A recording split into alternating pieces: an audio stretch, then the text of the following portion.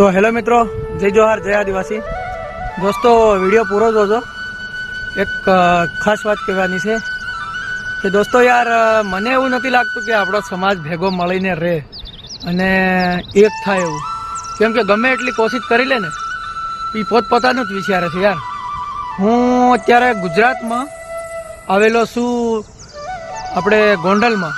તો હું બજારમાં ફરવા ગયો હતો, તો ત્યાં મેં જોયું તો એક ગુજરાતી આપણા આદિવાસી ભાઈને દુકાનવાળો મારતો હતો.